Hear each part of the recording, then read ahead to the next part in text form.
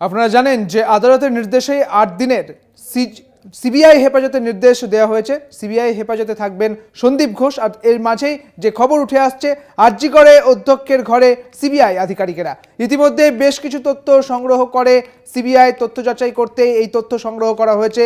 আরজি কর হাসপাতালে সিবিআই সন্দীপ ঘোষকে হেফাজতে রেখে জিজ্ঞাসাবাদ তো চলছে এবং তারই মধ্যে আজ আরজি করে সিবিআই আধিকারিকেরা সিবিআই আরজি করে আজ গিয়েছে এবং একাডেমিক বিল্ডিং তারা ঘুরে দেখলেন। সিবিআইয়ের দুর্নীতি দমন শাখার আধিকারিকেরা হাসপাতালের বিভিন্ন জায়গা তারা ঘুরে দেখেছেন এবং সিবিআই আধিকারিকেরা তারা আজকে পৌঁছে গিয়েছেন আরজি করের বিভিন্ন জায়গা তারা ঘুরে দেখেছেন এবং অধ্যক্ষের ঘরে গিয়েছেন, তারা কথা বলেছেন এবং একাডেমিক বিল্ডিংয়ে তারা পৌঁছে গিয়েছিলেন। আরও বিস্তারিত জানবো, আমাদের সঙ্গে রয়েছেন আমাদের প্রতিনিধি সত্যসুন্দর ভট্টাচার্য।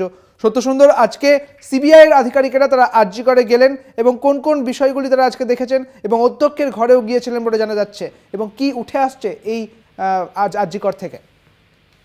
দেখো, ইতিমধ্যেই সিবিআই আধিকারিকেরা তারা কিন্তু আরজি কর মেডিকেল কলেজ ও হাসপাতালে সন্দীপ ঘোষের যে তার বিরুদ্ধে যে আর্থিক নয়-ছয়ের যে দুর্নীতির অভিযোগ, সেই দুর্নীতির অভিযোগের তদন্ত ইতিমধ্যেই শুরু করেছে এবং সেই তদন্তের ক্ষেত্রেই কিন্তু তারা ইতিমধ্যেই আরজি কর মেডিকেল কলেজ হাসপাতালের প্রাক্তন অধ্যক্ষ সন্দীপ ঘোষকে নিজেদের হেফাজতে নিয়ে জিজ্ঞাসাবাদ শুরু করেছে। সেক্ষেত্রে সেই জিজ্ঞাসাবাদ চলাকালীন নতুন কোনো তথ্য উঠে এসেছে কিনা সেই বিষয়টি নিয়েই কিন্তু প্রশ্ন একটা।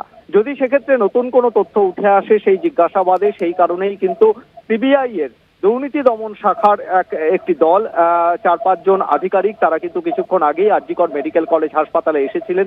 তারা এসে অধ্যক্ষের ঘরে তারা বেশ কিছুক্ষণ তারা সেখানে রয়েছেন। তার মধ্যে থেকেই আধিকারিকদের একটি দল তারা সেখান থেকে বেরিয়ে, অর্থাৎ প্ল্যাটিনাম জুবিলি বিল্ডিং যেখানে অধ্যক্ষের ঘর, সেখান থেকে বেরিয়ে আরজি কর মেডিকেল কলেজ হাসপাতালের যে একাডেমিক বিল্ডিং রয়েছে সেই একাডেমিক বিল্ডিং এর সামনেও কিছু তারা গিয়েছেন, সেখানে ঘুরে দেখেছেন। বেশ কিছু ছবি মোবাইলে তারা সংগ্রহ করেছেন এবং সেই ছবি তুলে তারপরে তারা সেখান থেকে SN ব্যানার্জি, সুরেন্দ্রনাথ ব্যানার্জি ব্লক যে রয়েছে আরজি কর মেডিকেল কলেজের অন্য একটি ব্লক, সেখানেও কিছুক্ষণের জন্য তারা সেখান থেকে ঘুরে দেখেন।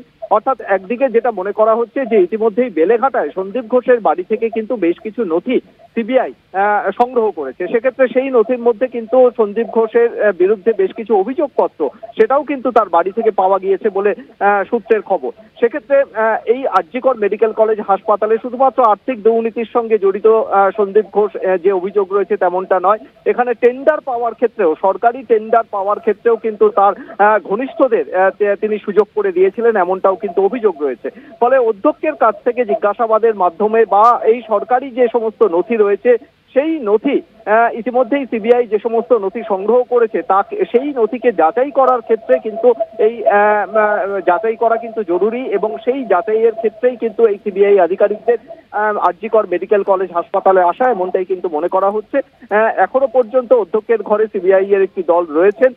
একজন আধিকারিক কিছুক্ষণ আগে তিনি বেরিয়ে গিয়েছেন। একদমই তাই, অর্থাৎ আজকে আরজি করে পৌঁছে গিয়েছে সিবিআই এর একটি দল এবং এখনো পর্যন্ত অধ্যক্ষের সঙ্গে কথা বলছেন একজন সিবিআই আধিকারিক, এমনটাই জানালেন আমাদের প্রতিনিধি সত্যসুন্দর ভট্টাচার্য। অনেক ধন্যবাদ সত্যসুন্দর তোমাকে।